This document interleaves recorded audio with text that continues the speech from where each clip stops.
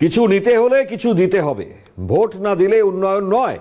কর্মীদের বাড়িতে দায়িত্ব দিতে হবে, জিততেই হবে, না হলে মন্ত্রিত্ব পদ ছেড়ে দেওয়া উচিত। শিক্ষা দেব।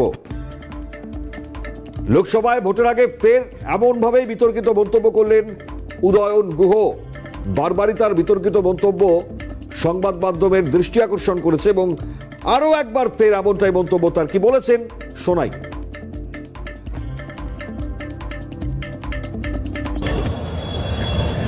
যদি চান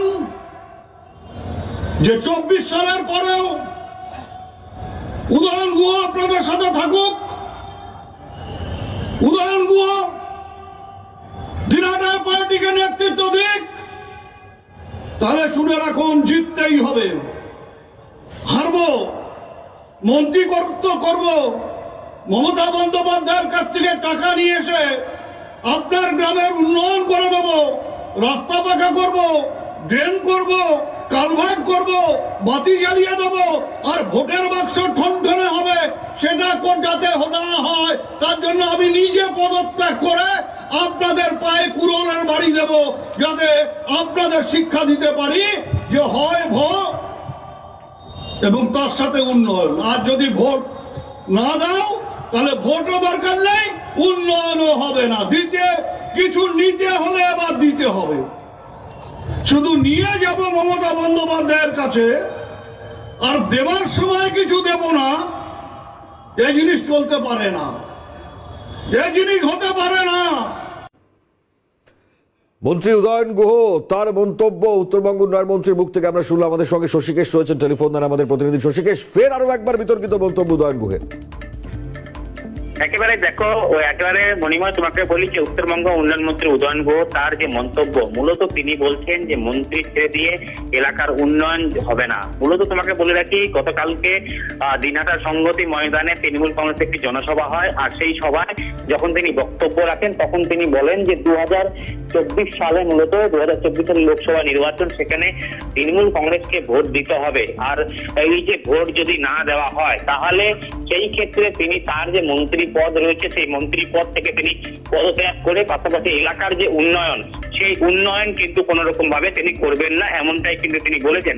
মূলত তোমাকে বলে রাখি, তিনি বলেছেন যদি ভোট না দেয় তাহলে উন্নয়ন হবে না। এই যে একটা তার যে বক্তব্য, যদি মানুষ ভোট না দেয় তাহলে উন্নয়ন হবে না, এই বিষয়টি কিন্তু নিয়ে রীতিমতো বিরোধীরাও কিন্তু আক্রমণ করতে নিশানা করেছে যে এখন থেকেই তিনি মূলত সাধারণ মানুষ তাদের কিন্তু প্রভাব খাটানোর একটা চেষ্টা করছে যে যদি উন্নয়ন চাই তাহলে ভোট দিতে হবে তৃণমূল কংগ্রেসকে। এই উদয়ন করে এই যে বক্তব্য, তাতে কিন্তু পরিষ্কার হচ্ছে মণিময়। অত্যন্ত চাঞ্চল্যকর, মানে একের পর এক এই জায়গায় এই ধরনের মন্তব্যে স্পষ্ট কি হচ্ছে, শুধু ভোটের রাজনীতি, উন্নয়নের রাজনীতি নয়।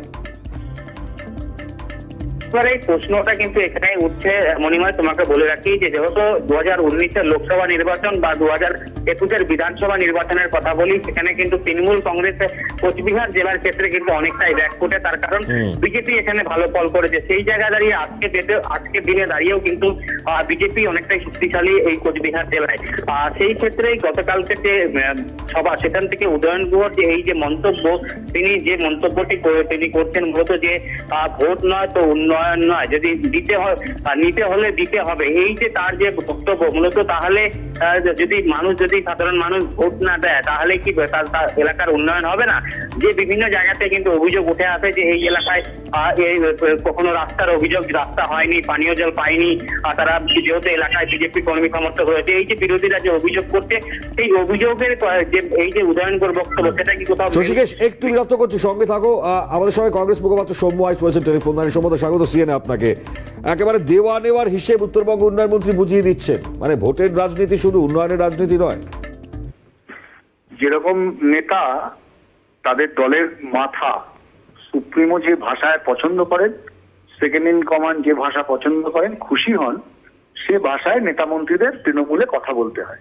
তারা সেই কথাই বলেছে। এটা গণতন্ত্রের কথা নয়, এটা স্বৈরাচারী শক্তির কথা, এটা স্বৈরাচারী দলের কথা। মাননীয় মুখ্যমন্ত্রী পশ্চিমবঙ্গের ক্ষমতায় এসেছিলেন, বলেছিলেন দলতন্ত্র নয় গণতন্ত্র প্রতিষ্ঠা করবেন, এটাই গণতন্ত্র। বাংলার মুখ্যমন্ত্রী 11 কোটি মানুষের মুখ্যমন্ত্রী হতে পারেননি, উনি নিজের দলের মুখ্যমন্ত্রী।